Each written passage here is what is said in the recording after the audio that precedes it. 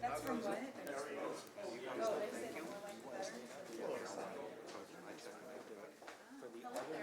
How are you? All three of them. I saw you driving down the street on Sunday. Because they're gonna have their teams. I can make the podium work, it's no big deal, but see, this is one of the reasons I want these two. Like to have their laptops open in case there's a question. So we'll make it work. Mics are live. It's City.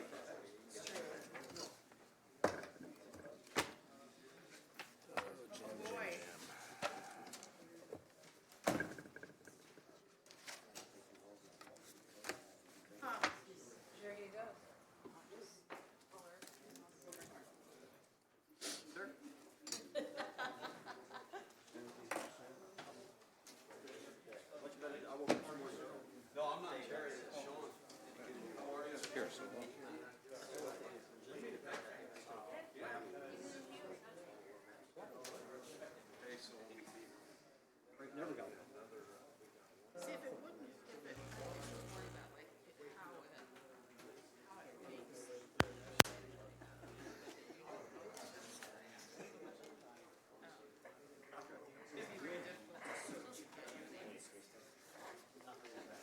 Cardinals player just got elected to the Hall of Fame. I don't really care. Who was it? Who? Who cares? You should.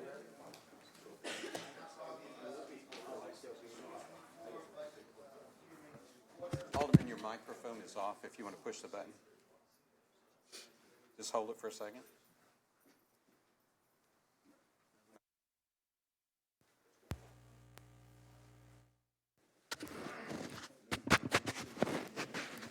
It was great. Pat. There you go. All right. The 2024 budget hearing is now called to order. Would you please stand for the Pledge of Allegiance? I pledge Allegiance to the flag of the United States of America and to the republic for which it stands, one nation, under God, indivisible, with liberty and justice for all. Thank you. Mr. Clerk, will you do a quick roll call for me? Will do. Alderman Redpath. Alderman Gregory. Here. Alderman Williams. Here. Alderman Fulgenzi. Alderwoman Purchase. Here. Alderwoman DeCenso. Present. Alderman McMiniman. Here. Alderwoman Connolly. Alderman Donlin. Here. Alderman Hanauer. Here. Mayor Langfelder. All right. Chairman, quorum is present. Thank you, Mr. Lesko. All right, let's dive right into it. Mr. Budget Director. All right. Thank you, Alderman. I'll wait for the presentation to get pulled up, if you don't mind. While we're waiting on that, I want to take a second to wish Alderman McMiniman a happy birthday today. Happy birthday. And since it's his birthday, I'll let him decide. Do you want my presentation to be short or long? You know, birthdays are no big deal. Everyone gets one once a year. Well, happy birthday. Disagree. Hope you get one. Oh, yeah, you hope so, right? A few people that didn't make it this year. So. Your president is being here tonight with us. Well, thank you, everybody. I appreciate the opportunity to give our traditional Office of Budget Management overview for the FY 2024 proposed mayoral budget. With that, we will dive right in. As usual, we will start with our key performance indicators, and we're going to start right out of the gate with the fund balance. This is something that we've been talking about and working on as a team, all of us, the mayors, 2 administrations now, OBM, council members, multiple council members that have come and gone. And of course, the department heads and their staffs. We've all been working together to try and rebuild city finances since the Great Recession, when our fund balance dropped to a measly $2.6 million. At the end of the current fiscal year, we are expecting to, you see up there, about $57 million. Although I think with some recent data that we've gotten from a revenue standpoint that number could end up a little higher, closer to 60 million. But for right now, 57 million is the estimate that we had about a month ago. The budget as presented expects to expend a lot of that fund balance for badly needed items such as firehouses, equipment, public safety stuff, extra pension payments, those types of things, as we'll get into a little bit tonight, but more as we get into the department by department hearings. you'll be hearing a lot more about those items that the mayor has included in his proposed FY24 budget. But even spending that much money down, ending with a $28 million fund balance, you're looking at still being over 16%, at about 16.2%. You'll see later on in one of our slides.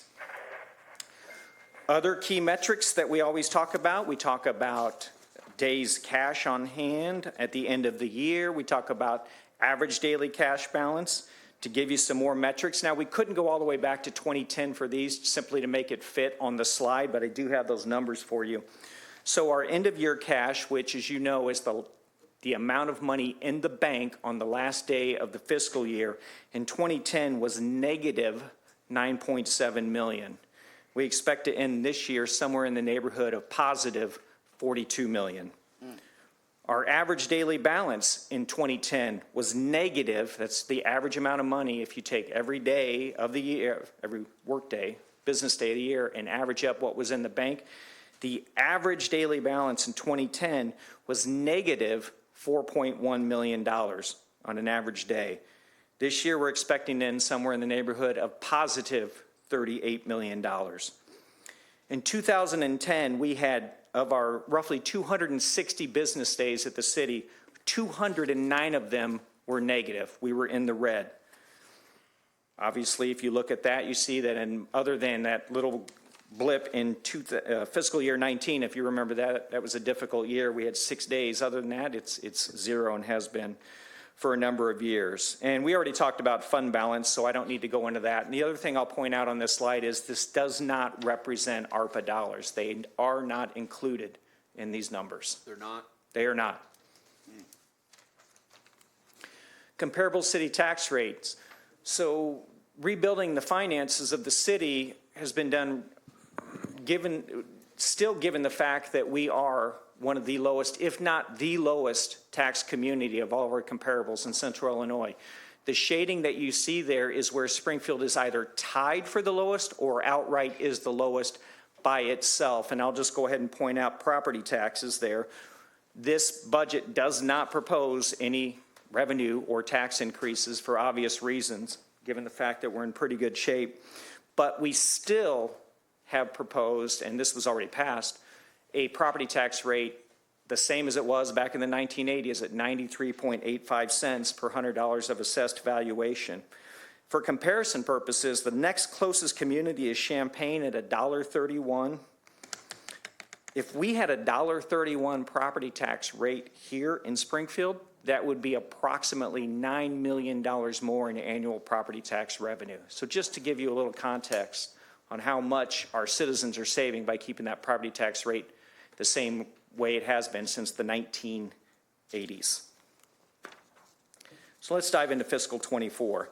I'm going to go through these pretty quickly. Certainly if you have any questions, feel free to stop me. So this is the overall resources, all funds, all departments. We're looking at resources of roughly at $709 million. We're looking at total expenses across all departments, all funds of $702 million. The utility obviously being the biggest component of that, as you can see there. This is expenses by cost center. Personal services, 28%, 27% for other operating. You can see the different pieces that are there. This is at the object class level, by the way. This is the level that you pass the budget. The books that you have, most of you know, or all of you should know, the books that you have, that's not how you pass the budget. You pass it with appropriation lines at a higher level, what we call the object class level. But this is $702 million, again, by object class. Your head count continues to decline. The budgeted head count for next year represents a decline of 8 individuals, 1418 last year, 1410 in this budget. Although I think you'll hear from the clerk here in a little bit who might want to do an amendment to add a position back in that was omitted by mistake. Resources, this is corporate fund. No, it should be no surprise to anybody that sales tax is our single biggest revenue source, always has been. One thing I want to point out on this particular page is that the pilot transfer you see down there, water is not included. We omitted water transfer this year to help out the utility and the water fund, just like we did last year. So the $450,000 approximately that CWLP would normally pay us in water fund pilot is not included in the budget this year, just like it wasn't last year. Corporate fund revenue. So what's been happening the last couple of years, I think it's no secret to anybody, is the federal government has infused the economy with a lot of stimulus. I liken it to putting the economy on a sugar high. So when we got together, the revenue team, and we sat down and we went through projections and ideas on what might happen, we had a couple of things to contend with. One of those is anticipating coming down from that sugar high. We're already starting to see that people are spending their savings down. We're starting to see out there that credit card balances are going up, which represents the simple fact that money is leaving the pockets of consumers, making times a little bit tougher. So when we sat down to come up with revenue, we went all the way back to the last year pre-pandemic as a base year, because that represented pretty much what we had seen routinely over a 10-year trend with about 2% growth. And that's what we utilized as we were growing our revenue. Then, on top of that, we mixed in the possibility and or probability of a recession. Not a deep recession like the Great Recession, but more of a mild recession, based on what economists have been saying now for a couple of months. And we'll talk about a little bit later about how maybe a softer landing is possible. We're starting to see some signs that maybe that can happen, although a lot of economists still believe that the Fed is intent on driving us into a recession by raising interest rates in order to cool off inflation. But all of that is mixed into what we've got. The bottom line is on revenue that we did not utilize the last couple of years because we think those were abnormally high. And we went back to pre-pandemic levels, brought that forward based on the growth trends we had seen pre-pandemic, and then we mixed in a little bit of a decline based on a mild recession. Ultimately, if we have a soft landing, that means that revenues will probably be conservative and come in higher. But our philosophy has always been we would rather have them lower and have a nice surprise rather than have them higher than they come in, overspend, and have an unpleasant reality. Corporate expenses by agency. This is the different departments. No surprise, the police department is the largest department. By cost center, the one thing I want to point out on this that's very interesting, it gives you or illustrates the simple fact that we have a lot of items, whether it be firehouses, whether it be equipment in this budget. And that is the simple fact is if you turn your attention to personal services, you'll see that personal services makes up 58% of the corporate fund budget request. Now, those of you that have been around a while know, and I know Alderman Donilon does for sure, that personal services typically, in a typical year, are 80% of the budget. Being only 58% tells you everything you need to know that there are a lot of things in this budget outside of personal services, lots of new items, programs, service enhancements, that type of thing. And you'll see that in the list that we'll be going through, not just tonight, but through the other hearings as we get to those next week. Here's a list of some of those things. Now, I'm not going to go through them. You can look at them at your leisure. You probably have already looked at some of them in the materials that we've handed out prior to this evening. But I've pretty much categorized these items under 4 different areas. Structures, like firehouses. Also, Nate will talk about starting design work on the potential replacement for the Public Works garage that is, well, I think it's over 100 years old at this point. So we have some money in to start some design work on a new Public Works facility. Equipment, lots and lots of equipment, which I know is near and dear to the heart of many people around this horseshoe. We've got about $2.3 million worth of equipment in the budget for Public Works alone, another $1.2 million for the police department. And as you all know, we bought fire trucks last year, so there's none of that in this budget. This is the P&L that everybody always likes to see. So we're expecting, if you look at the middle column, the 2023 estimated end of year, and you go to the bottom, you will see that we are right now, this is about a month ago or so, these numbers at some point you have to lock them in. But at that time, we were expecting about a $5.4 million surplus this year, the fiscal year that we're in, which would end the fiscal year at that $57 million fund balance that we talked about. Like I said earlier, we have seen some positive trends in revenue that we thought would have dropped off based on information we had in the fall. we're not seeing that quite yet. We still have several months of revenue because there's a natural lag, especially with sales tax. There's a 3-month lag, so that could still happen. What we're anxious to see is what happened at Christmas time. That's always the busiest quarter, so that'll tell us a lot about what's been going on. We just don't have those numbers at this point in time. The next column over, the first, I guess it's a yellow or beige column, is the maintenance budget. Now, this is status quo. This is what our budget would look like in a normal year if we weren't really adding anything, if we didn't add all this equipment in and we didn't have all these rollovers from stuff that was in this budget that has to go into next. We'd be looking at about a $2.5 million surplus, budgeted surplus, which would end the year at $59 million in budgeted fund balance, or 41.8, basically 42%. But, as you know, we added some things utilizing fund balance given the level that it was at. Plus, we had some reappropriations. So $8.2 million in reappropriations from things that were budgeted this year that we didn't quite get done. Firehouses is a prime example of that. Then we have $23 million in new initiatives. That's where your equipment, additional firehouse money, additional public safety enhancements, a lot of those things, that's where you're going to find it. And then lastly, all in is the final column, and that gets you to a projected use of fund balance of about $29 million. I'm looking at the bottom, by the way, bottom right corner. Use of about $29 million in fund balance, which would end up budgeted fund balance at the end of the year of $28.1 million, or just a shade over 16% at 16.2%. As you know, 16% is the threshold we like to be above. It's the recommended threshold from the Government Finance Officers Association. It represents about 2 months worth of reserves, which is where we like to be.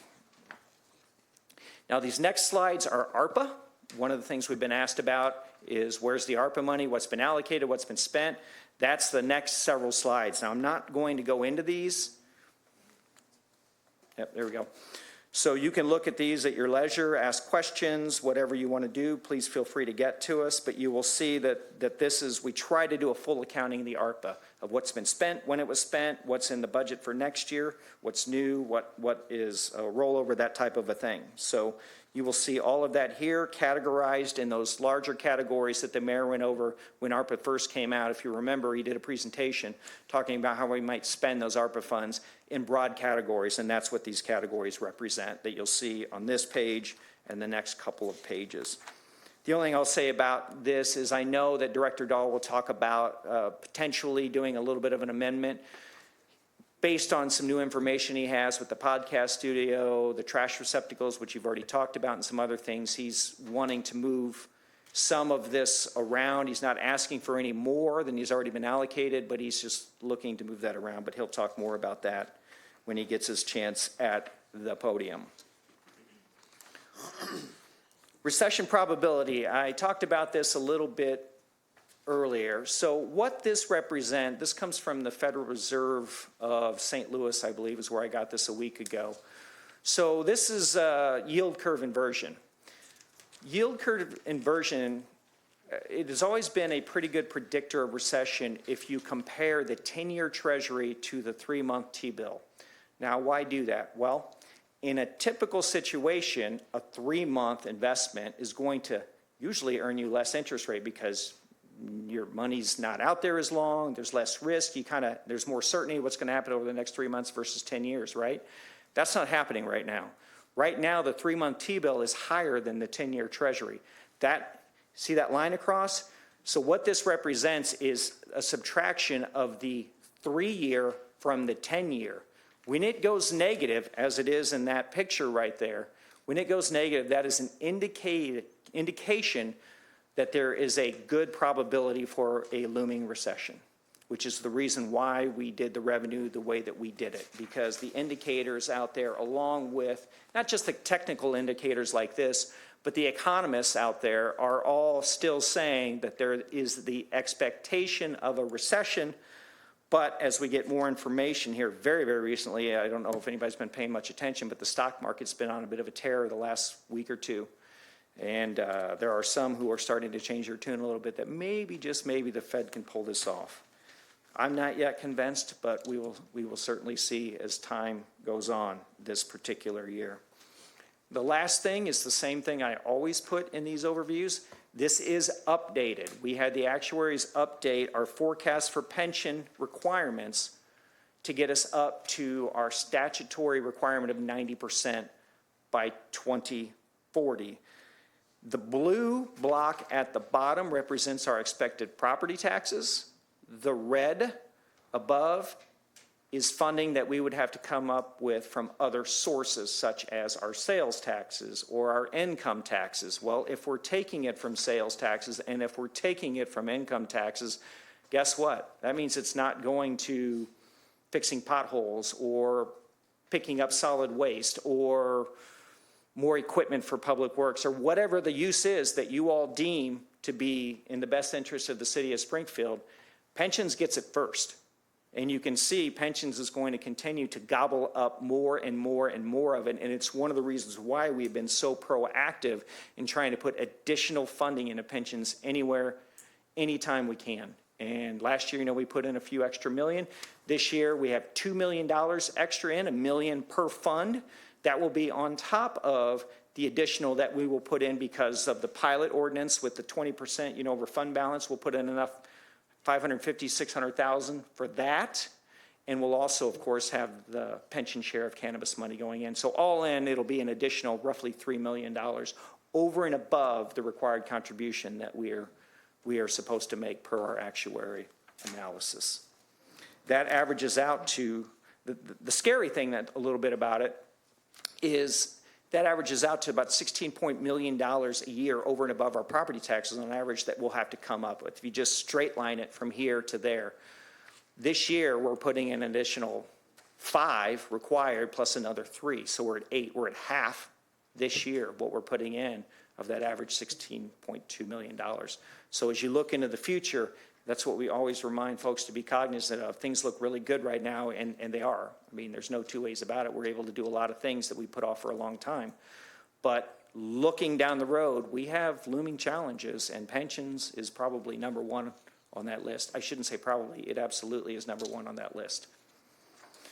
So in summary, FY23, our current fiscal year, we expect to finish very, very strong. Things are looking well thus far and continue to look well based on the numbers that we are still getting. We are starting to see just a little bit of economic data out there that would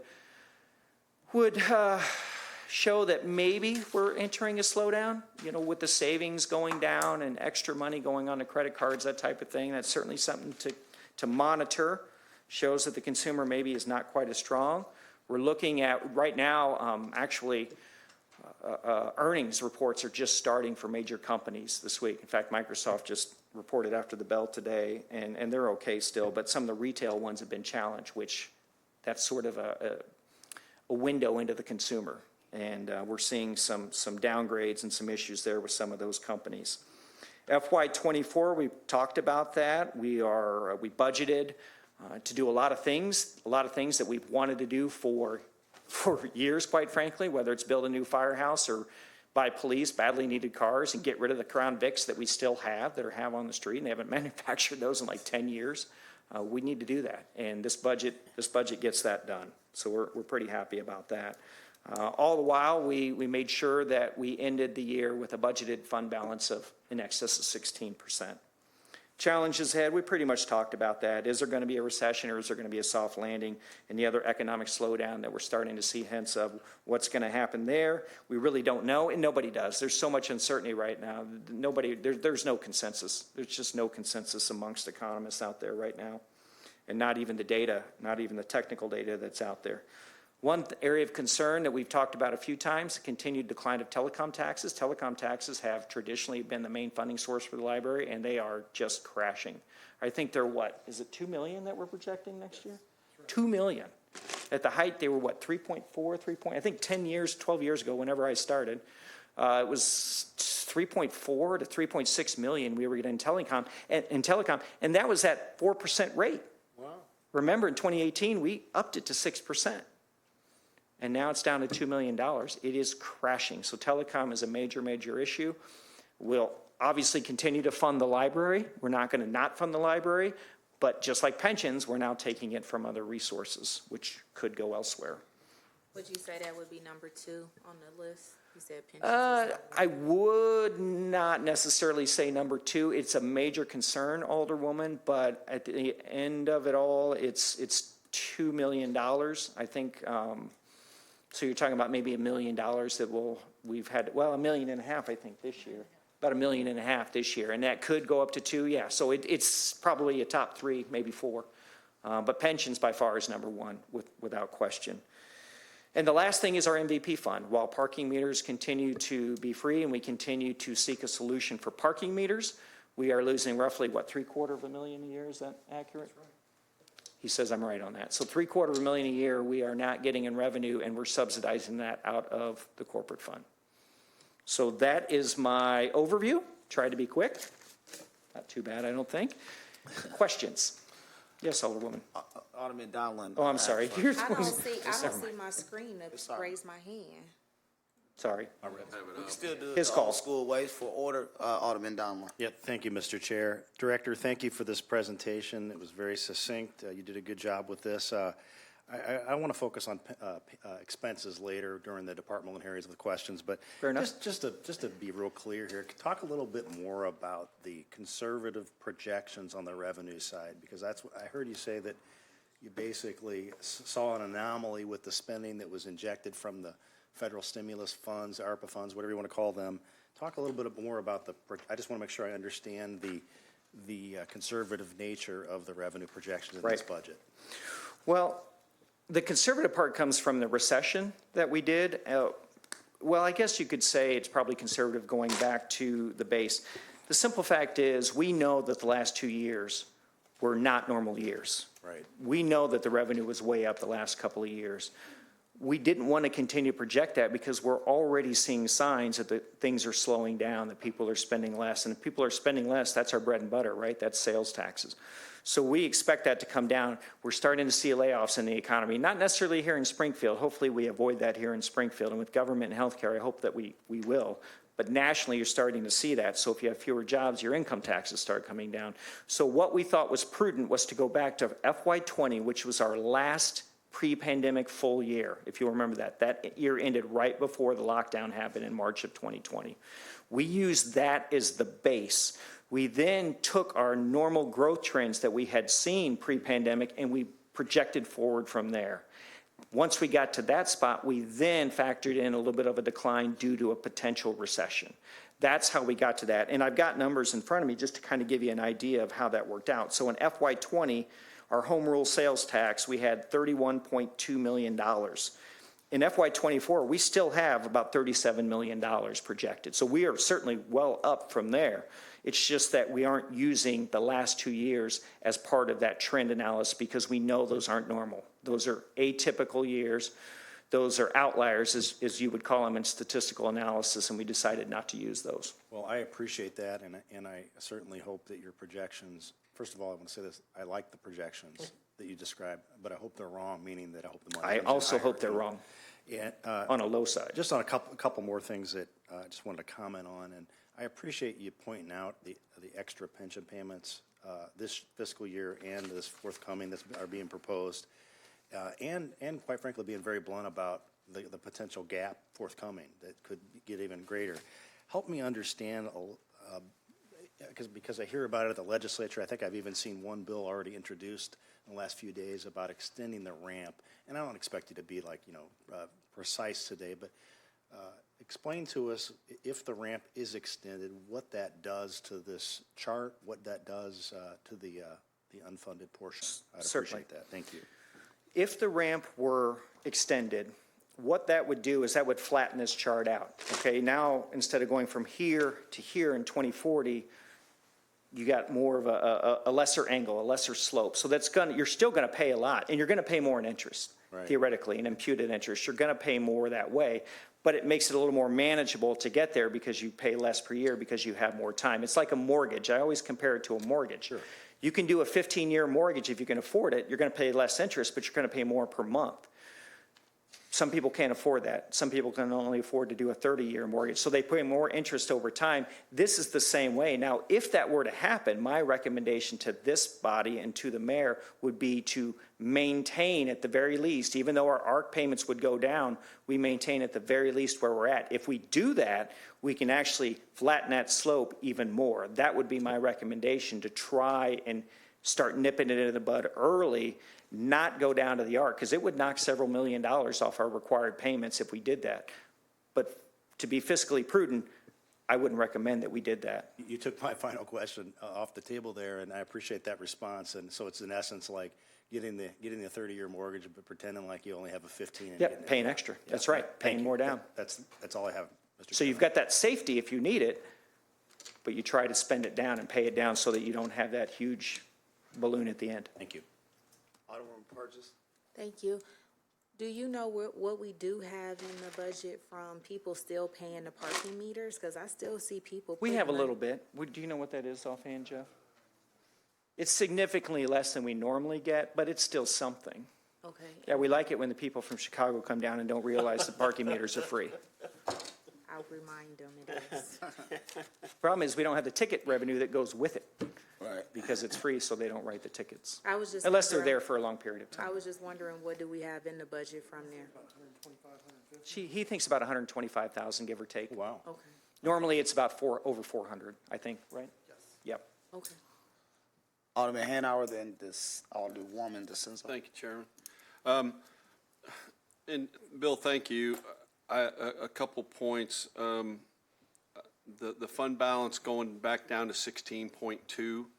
My concern with that, and I don't want to be the Debbie Downer, but by the time this is all over, the way it works is people will want to spend more money, and instead of 16.2, we're going to be probably around 14. And next year, I'm sure there's going to be, we don't know. Hopefully, you said the revenues will come in higher than expected, but we always hope that. Right. And then we end up. So next year we could be in tough shape before we even get out of the gate. And then the other part to it, that with our fund balance, this is projecting ending, and then we forget things in the budget, and we go out and we vote to add unappropriated fund balance, and that takes it down too. I'd like to see us more up to around 20, and just to protect ourselves more, because with the ARPA and everything, it's been really hard to kind of keep an eye on this, on how our spending is, and there's just so much money that we have. I'm not worried about this year. Next year, we could start off in a pretty bad hole, and I don't think anybody wants that. Now, going based on this year, of all the new programs that we are putting in, how many new programs that we're starting this year that will have ongoing costs to the future years? Very few. Most of it is one-time expense. As we've talked about numerous occasions throughout the years, when we budget fund balance, we like it to be for one-time expenses. So things like equipment, firehouses, those are one-time expenses. There are a few things. The library, I think, has a budgeted increase of 4 individuals, which Summer will talk about in her presentation. Other than that, I don't think off the top of my head we have anything that's an ongoing, because we're extremely cognizant of that. We want to make sure that, like you said, we're not budgeting one-time funding source to ongoing programs. Well, and I think it's, we try to we bring in more people in that, and there's some, I'm not going to say the library doesn't need people. I personally have some areas that I'm very concerned about, and I'll get to that when we get in with different agencies, but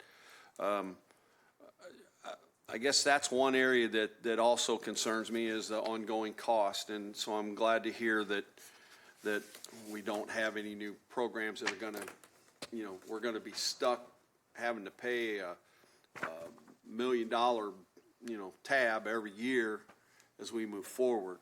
The other part that concerns me is, and I haven't had the opportunity to look at CWLP's electric budget, but, so we're ramping up the pilots going from 9.8 million to 10.2 this year. But I don't know that I thought the pilot was based on sales, and I don't know that we've done that. We've increased our sales on electricity, and it concerns me. That concerns me as well. I don't understand why we did increase the pilot when quite honestly, it feels like our utility is I'm not going to say struggling, but it's certainly flat. It's not, we're not going crazy out there. And with our revenue increase that we've had, how much are we including that increase in the pilot in that increase, in that projected increase? Well, we get the pilot number from the utility directly. I don't know, did they give you any details with that by chance? No. So when Doug gets up here, I think that's probably a question better for him, because we just take the number that they give us based on their projections, their revenue estimates. What I can tell you is my understanding is that the electric fund itself, the electric side of the utility, is actually doing pretty well, pretty decent shape. It's the water fund that's struggling. And that's why we decided not to do the pilot out of the water fund yet again this year. Yeah. And Doug can talk a lot more about that when it's his turn next Wednesday. All right, thank you. Alderwoman DeCenzo. Thank you, Chair. So I have a question about firehouses. Would you like me to save that for when Chief Blau is here? It's up to you, Alderwoman. I can answer what I know today, and we'll go Okay. from there. Well, I noticed that in the budget book that there is a missing firehouse, funding for a missing for the firehouse on the fairgrounds. Can you speak to that? I don't know, do you know anything about? You talking about the revenue? We have the firehouse funded but not building a new one, if that's what you mean. No, not building a new one, just the existing firehouse. No, we have no plans to close it or anything like that. I Okay. know there are ongoing discussions with Corporation Counsel and the mayor's office with that firehouse, but no, there's no funding cuts for any firehouses. All firehouses are funded, and then, of course, the three on top, construction for the extra three on top of that that's all in there. Okay, There were no cuts for that, no. okay. I will I talk. don't know that we have the revenue. Did we include the revenue that we normally get, or is that still, we're pending? We did not include. Okay, so we did not include the revenue side of that as the discussions are ongoing with the fairgrounds, with the state. Okay, thank you. You're welcome. Anyone else? Mr. Mayor? Yeah, and Director McCarty can get the additional information, but, he has a way with numbers, I must say. Because right out of the gate, he said, we project, what was it? We project 57 million, but it may come in more closer to 60 million. So that's the conservative nature, which we appreciate, because that's what he's paid to do. But with regards to the 16.2 million or 16.2%, I think that's based on the expenditures for this year, correct? Which is 173 million. And typically, if you look at previous years in fiscal year 2022, we spent 128 million. Then it went up for ARPA and capital improvements in 2023 to 159 million. Then it went to, I guess this year at 147. So if you took 150 million and took it into the number, that 28 million, that puts us at 18.7. But the one-time expenditures, I just quickly did the math, and we'll have an update for you, but our one-time expenditures were about $19 million. So that puts you, realistically, if you did it based on a regular year budget, we end up at that $28 million mark. It's going to be 18%. But if, and then that's, you have to consider the one-time expenses were the 20 million figured in. Being the 18 to 20%. That's right. I thought we talked about you doing math, sir. I think, Mr. Chair? Oh, I'm sorry, Alderman McMenamin. Adding to what Mayor Langfelder said, I think what you're saying is that we have an unusual denominator in the fraction for the current year. It's abnormally large, and 173 million. yeah, okay. Thank you. Yeah, if you took, just to highlight what he's saying, if you were to take, if you look at that P&L, let me see if I can go back to it. And this might assuage some of your concerns, Alderman Hanauer. If you go back to that P&L and you take a look at it, I think the maintenance budget is, what, 141 million? I can't see that far. 142 million. So if you take that 28 million out of that, you're actually looking at about roughly a 20%, 19 to 20% fund balance in a normal maintenance budget. So that's what he's alluding to. So the next year, assuming we don't have a bunch of stuff in there, assuming we're at 28 million, now there's going to be growth from that. There's no doubt about it, because there's growth every year. So even that maintenance budget will go up. But let's say it's 145 million or something, maybe 146 million. You're still in that 18% realm. So it provides a little bit of a cushion if that's what you're concerned about. So just to repeat that, we like our closing fund balance on the corporate side to be at least 16% or higher as a percentage of the spending out of the corporate fund for that fiscal year. So if you have a very unusually high level of spending in the fiscal year, it shrinks what the percentage is. But correct. By comparison to other spending years, it's still a good closing balance number. Yeah, that's always our target, being over 16% in that fiscal year. Anyone else? All right. My only comments would be, I've been up here going on my second term now, and, every year you come and set us up for the next year to look bad, and it comes out all right. So I'm optimistic that we'll come in at 60 million. I'm trying to be optimistic this year. So, one of the things in the budget, that I'm paying attention to more is, our taxes, our property rate taxes, not having food and beverage taxes, and not having a liquor tax, and still to be in this financial position, I think is good, and a good indicator of financial responsibility with the city. I know one of the things I spoke on some time ago from talking with some of our staff is public works in the garage, so I'm happy to see that. I think that's important. I can guarantee you at all of our ward meetings, public works was called up a lot, and I think investing in our employees and making sure they have the proper tools and necessity is really going to go a long way in morale, and as we lose people to state jobs and things of that nature. Definitely, pension payment. When I seen that, I'm glad you went into that, because I seen the separate payment. So I was just wondering how that works. I think that's a good thing to try to do what we promised. I made some notes here, so I'm trying to get to them. Definitely happy to see some workforce development. I think that's important when we go back through some of the other years and what we spent some ARPA funds on. We haven't touched really too much on housing, workforce development, and our youth, and I think that's important for us to take the next step in. So overall, good presentation. I thank you for being quick. You are welcome, sir. My pleasure. If anybody has any questions, as always, you know how to get a hold of us. Thank you. Anyone else? Tim, you didn't give me a cheat sheet, though, today. You're supposed to call a meeting on that. All right. Any other questions? We got, what? The next person. We ain't done. Who's next? What's the order?